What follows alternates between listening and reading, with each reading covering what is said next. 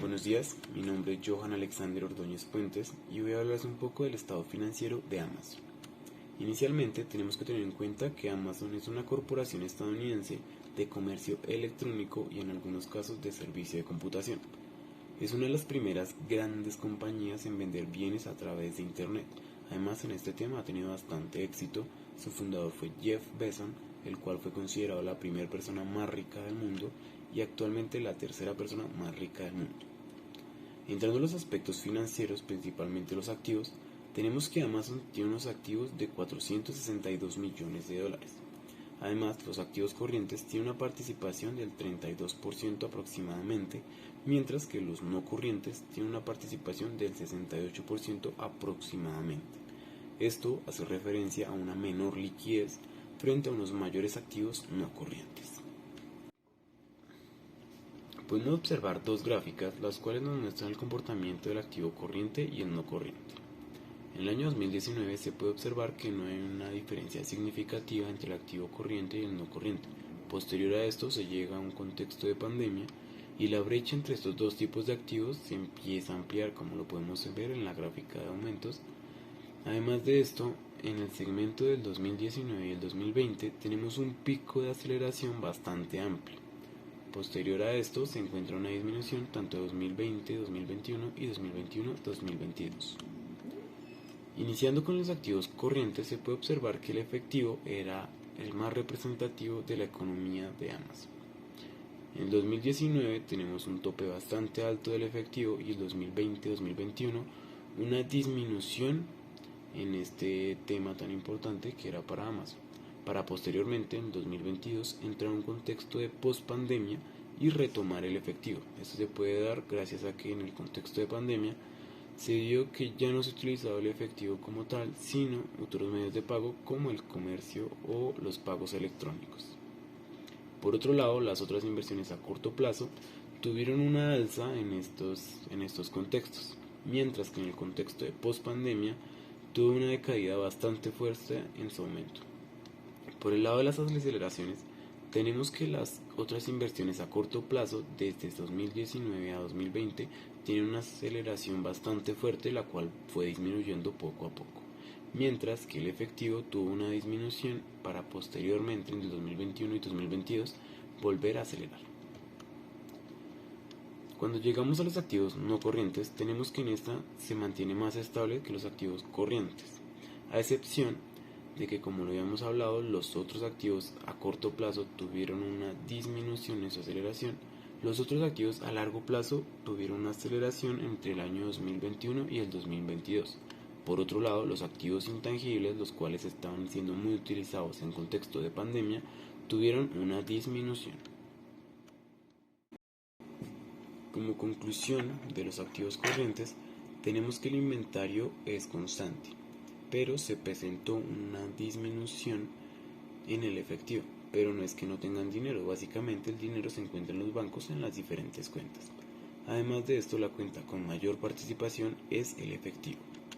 Por otro lado, las conclusiones de los activos no corrientes es que su más fuerte o más representativo tema es el activo fijo, lo cual se puede definir o relacionar con una cantidad amplia de almacenes. Además de esto, se observó una estabilidad en la mayoría de sus cuentas y se frenó el aumento de los activos intangibles. Entrando al tema de pasivos y patrimonios, tenemos también dos gráficas que nos van a mostrar su comportamiento. Podemos observar que la aceleración y el aumento en la mayoría de casos ha sido mayor en el pasivo total que en el patrimonio total. Inicia principalmente su aumento, que siempre ha sido mayor el pasivo que el patrimonio. Eso es algo bastante bueno de la empresa, ya que da a entender que gasta los recursos o invierte los recursos en la propia empresa, mucho más de los que lo gastan en los propios asociados. Cuando observamos los pasivos corrientes, vemos que el tema más importante o más relevante en la economía de Amazon en este tema son las cuentas por pagar, ¿sí? Posteriormente, estas presentaron como su alza entre 2019 y 2020 y posteriormente tuvieron una decaída en su aceleración. Ya cuando observamos lo que serían los pasivos no corrientes, tenemos que el tema más representativo son los otros plazos o largo plazo principalmente. Esto debe ser principalmente porque se compró como nuevas infraestructuras y como anteriormente dije, los activos físicos eran algo bastante fuerte. Aquí los otros pasivos a largo plazo pues dan consta de esto mismo. También se puede enfocar en los servidores que tuvieron que tener tanto en contexto de pandemia como en contexto de post-pandemia. Llegando a las conclusiones de lo que serían los pasivos corrientes, tenemos que las cuentas por pagar, como observamos, son las más representativas. Además de esto, tuvieron una disminución constante a pesar de que todavía tiene un aumento, pero esta aceleración ha disminuido. Además de esto, tiene un endeudamiento por lo que sería el inventario. Por otro lado, las conclusiones de los pasivos no corrientes son dos principalmente, que es que el aumento en los pasivos a largo plazo, como lo vimos anteriormente, es el tema también más representativo. Además de esto, tenemos una disminución en el arrendamiento financiero. Esto pues porque se han endeudado normalmente con los pasivos a largo plazo.